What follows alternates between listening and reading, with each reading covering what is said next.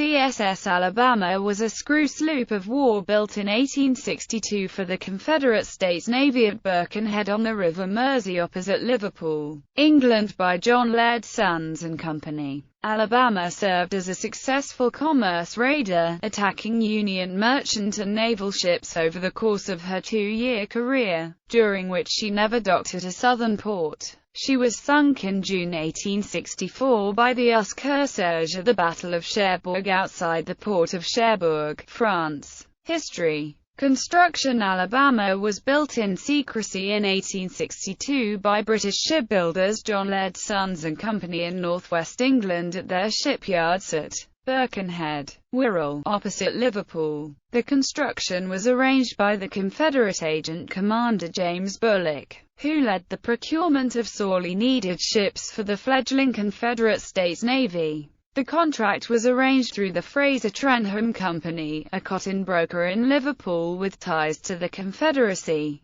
Under prevailing British neutrality law, it was possible to build a ship designed as an armed vessel, provided that it wasn't actually armed until after it sailed into international waters. In light of this loophole, Alabama was built with reinforced decks for cannon emplacements, ammunition magazines below water level, etc. But she was not fitted out with any armaments or warlike equipment, typically done by the builder, initially known as Har No. 290, to hide her identity. The ship was launched as Enrica on 15 May 1862 and secretly slipped out of Birkenhead on 29 July 1862. Union Captain Tunis A. M. Craven, commander of the US Tuscarora, was in Southampton and was tasked with intercepting the new ship, but was unsuccessful. Agent Bullock arranged for a civilian crew and captain to sail Enrica to Terceira Island in the Azores. With Bullock at his side, the new ship's captain, Raphael Semmes,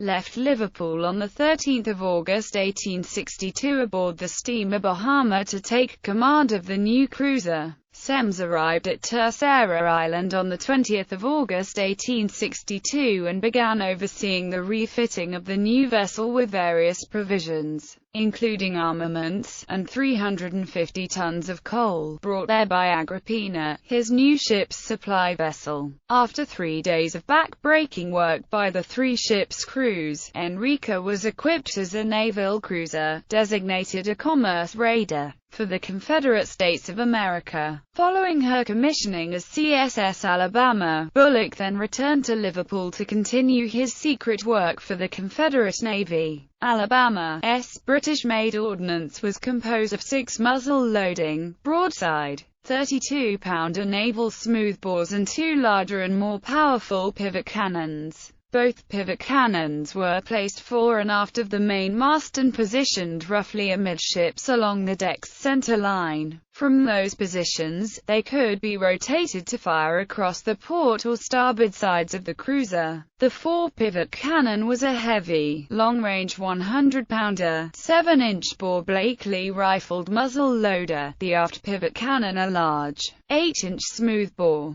The new Confederate cruiser was powered by both sail and by 2 John Laird, Sons and Company 300-horsepower horizontal steam engines, driving a single, Griffiths-type, twin-bladed brass screw, with the screw retracted using the stern's brass lifting gear mechanism. Alabama could make up to 10 knots under sail alone and 13.25 knots when her sail and steam power were used together. Commissioning and voyage. The ship was purposely commissioned about a mile off Terceira Island in international waters on 24 August 1862. All the men from Agrippina and Bahama had been transferred to the quarterdeck of Enrica, where her 24 officers, some of them Southerners, stood in full dress uniform. Captain Raphael Semmes mounted a gun carriage and read his commission from President Jefferson Davis, authorizing him to take command of the new cruiser. Upon completion of the reading, musicians that assembled from among the three ships' crews began to play the tune Dixie just as the quartermaster finished hauling down Enrica's British colors.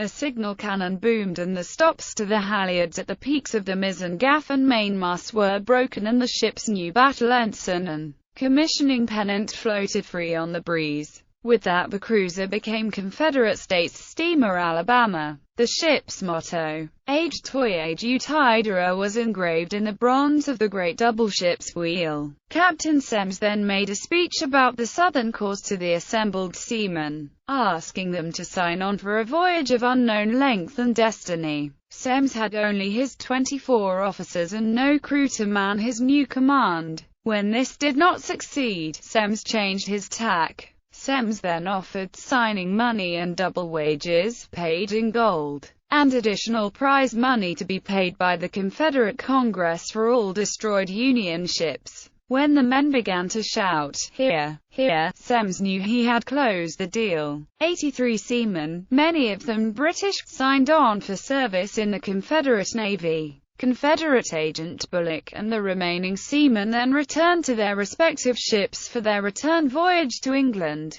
Semmes still needed another 20 or so men for a full crew complement, but enough had signed on to at least handle the new commerce raider. The rest would be recruited from among captured crews of raided ships or from friendly ports of call. Of the original 83 crewmen that signed on that day, many completed the full voyage. Under Captain Semmes, Alabama spent her first 2 months in the eastern Atlantic, ranging southwest of the Azores and then redoubling east, capturing and burning northern merchant ships. After a difficult Atlantic crossing, she then continued her path of destruction and devastation in the greater New England region. She then sailed south, arriving in the West Indies where she raised more havoc before finally cruising west into the Gulf of Mexico. There, in January 1863, Alabama had her first military engagement. She came upon and quickly sank the Union side-wheeler Hatteras just off the Texas coast, near Galveston, capturing that warship's crew. She then continued further south, eventually crossing the equator, where she took the most prizes of her raiding career while cruising off the coast of Brazil. After stopping in Saldanha Bay on the 29th of July 1863 in order to verify that no enemy ships were in Table Bay, she finally made a much-needed refitting and reprovisioning visit to Cape Town, South Africa. The Alabama is the subject of an Afrikaans folk song still popular in the Cape today. She then sailed for the East Indies, where she spent 6 months destroying 7 more ships before finally redoubling the Cape of Good Hope en route to France. Union warships hunted frequently for the elusive and by now famous Confederate raider, but the few times Alabama was spotted, she quickly outwitted her pursuers and vanished over the horizon. Altogether, she burned 65 Union vessels of various types, most of them merchant ships. During all of Alabama's raiding ventures, captured ships' crews and passengers were never harmed, only detained until they could be placed aboard a neutral ship or placed ashore in a friendly or neutral port. Expeditionary raids of the CSS Alabama. Altogether, Alabama conducted a total of 7 expeditionary raids, spanning the globe, before heading to France for refit and repairs. The CSS Alabama's Eastern Atlantic Expeditionary Raid commenced immediately after she was commissioned. She immediately set sail for the shipping lanes southwest and then east of the Azores, where she captured and burned 10 prizes, mostly whalers. The CSS Alabama's New England Expeditionary Raid began after Captain Semmes and his crew departed for the northeastern seaboard of North America, along Newfoundland and New England, where she ranged as far south as Bermuda and the coast of Virginia, burning 10 prizes while capturing and releasing 3 others.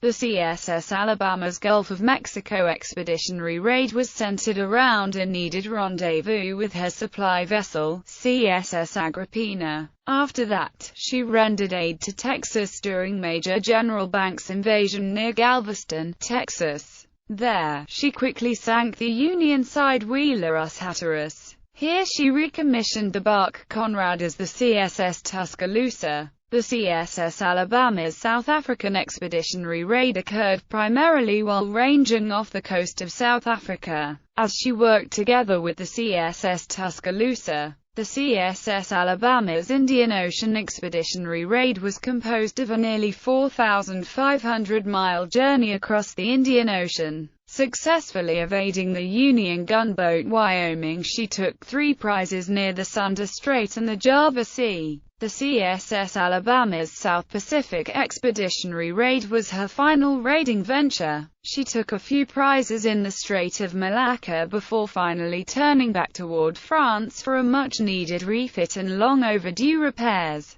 Upon the completion of her 7 expeditionary raids, Alabama had been at sea for 534 days out of 657, never visiting a single Confederate port. She boarded nearly 450 vessels, captured or burned 65 Union merchant ships, and took more than 2,000 prisoners without a single loss of life from either prisoners or her own crew. Final cruise on the 11th of June 1864, Alabama arrived in port at Cherbourg, France. Captain Semmes soon requested permission to dry dock and overhaul his ship, much needed after so long a time at sea and so many naval actions. Pursuing the raider, the American sloop-of-war, Kearsarge, under the command of Captain John Ancrum Winslow, arrived 3 days later and took up station just outside the harbor. While at his previous port of call, Winslow had telegraphed Gibraltar to send the old sloop-of-war St. Louis with provisions and to provide blockading assistance. Kearsarge now had Alabama boxed in with no place left to run, having no desire to see his worn-out ship rot away at a French dock while quarantined by Union warships, and given his instinctive aggressiveness and a long-held desire once again to engage his enemy, Captain Semmes chose to fight. After preparing his ship and drilling the crew for the coming battle during the next several days, Semmes issued, through diplomatic channels, a bold challenge to the Kearsarge's commander. "My intention is to fight the Kearsarge as soon as I can make the necessary arrangements. I hope these will not detain me more than until tomorrow or the morrow morning at farthest. I beg she will not depart until I am ready to go out. I have the honor to be your obedient servant." Semmes, Captain. On the 19th of June, Alabama sailed out to meet the Union cruiser. As Kearsarge turned to meet her opponent, Alabama opened fire. Kearsarge waited patiently until the range had closed to less than 1,000 yards. According to survivors, the two ships steamed on opposite courses in 7 spiraling circles, moving southwesterly with the 3-knot current, each commander trying to cross the bow of his opponent to deliver a heavy raking fire. The battle quickly turned against Alabama due to the superior gunnery displayed by Kearsarge and the deteriorated state of Alabama's contaminated powder and fuses. Her most telling shot, fired from the forward 7-inch Blakely pivot rifle, hit very near Kearsarge's vulnerable stern post, the impact binding the ship's rudder badly. That rifled shell, however, failed to explode. If it had done so, it would have seriously disabled Kearsarge's steering, possibly sinking the warship, and ending the contest. In addition, Alabama's too rapid rate of fire resulted in frequent poor gunnery, with many of her shots going too high, thus sealing the fate of the Confederate raider. As a result, Kearsarge benefited little that day from the protection of her outboard chain armor, whose presence Semmes later said was unknown to him at the time of his decision to issue the challenge to fight. In fact, in the years that followed, Semmes steadfastly claimed he would have never fought Kearsarge if he had known she was armor-clad. Her hull armor had been installed in just 3 days, more than a year before, while Kearsarge was in port at the Azores. It was made using 120 fathoms of 1.7-inch single-link iron chain and covered hull spaces 49 feet 6 inches long by 6 feet 2 inches deep. It was stopped up and down to eye bolts with marlines and secured by iron dogs. Her chain armor was concealed behind 1-inch steel boards painted black to match the upper hull's color. This chain cladding was placed along Corsair's port and starboard midsection down to the waterline, for additional protection of her engine and boilers when the upper portion of her coal bunkers were empty. A hit to her engine or boilers could easily leave Corsair dead in the water and vulnerable, or even cause a boiler explosion or fire that could destroy the cruiser. Her armor belt was hit twice during the fight. First in the starboard gangway by one of Alabama's 32-pounder shells that cut the chain armor, denting the hull planking underneath. Then again by a second 32-pounder shell that exploded and broke a link of the chain armor, tearing away a portion of the deal board covering. If those rounds had come from Alabama's more powerful 100-pounder Blakely pivot rifle, they would have easily penetrated. But the likely result would not have been very serious, as both shots struck the hull a little more than 5 feet above the waterline. Even if both shots had penetrated Corsair's side, they would have completely missed her vital machinery. However, a 100-pound shell could have done a great deal of damage to her interior and nearby crewmen. Hot fragments could have easily set fire to the cruiser, one of the greatest risks aboard a wooden vessel. A little more than an hour after the first shot was fired, Alabama was reduced to a sinking wreck by Corsair's powerful 11-inch Dahlgrens, forcing Captain Semmes to strike his colors and to send one of his 2 surviving boats to Corsair to ask for assistance. According to witnesses, Alabama fired 370 rounds at her adversary, averaging 1 round per minute per gun, a very fast rate of fire, while Corsair's gun crews fired less than half that many, taking more careful aim. During the confusion of battle, 5 more rounds were fired at Alabama after her colors were struck. Then a handheld white flag came fluttering from Alabama's stern spanker boom, finally halting the engagement. Prior to this, she had her steering gear compromised by shell hits. But the fatal shot came later when one of Corsair's 11-inch shells tore open a midsection of Alabama's starboard waterline. Water quickly rushed through the defeated cruiser, eventually drowning her boilers and forcing her down by the stern to the bottom. As Alabama sank, the injured Semmes threw his sword into the sea, depriving Corsair's commander, Captain John Ancram Winslow, of the traditional surrender ceremony of having it handed over to him as victor. Corsair rescued the majority of the survivors, but 41 of Alabama's officers and crew, including Semmes, Captain Winslow, was forced to stand by helplessly and watch Deerhound spirit away to England his much sought-after adversary, Captain Semmes, and his surviving shipmates. The sinking of the Alabama by the Corsair is honored by the United States Navy with a battle star on the Civil War campaign streamer. Officers died in Saldanha Bay from accidental gunshot on 3 August 1863. Southern Cross of Honor awarded for valor, perhaps the most courageous and selfless act during the Alabama's last moments, involved the ship's assistant surgeon, Dr. David Herbert Llewellyn. Dr. Llewellyn, a Briton, was much loved and respected by the entire crew. During the battle, he steadfastly remained at his post in the wardroom tending the wounded until the order to abandon ship was finally given. As he helped wounded men into the Alabama's only 2 functional lifeboats, an able-bodied sailor attempted to enter one, which was already full. Llewellyn, understanding that the man risked capsizing the craft, grabbed and pulled him back, saying, "See, I want to save my life as much as you do, but let the wounded men be saved first." An officer in the boat, seeing that Llewellyn was about to be left aboard the stricken Alabama, shouted, "Doctor,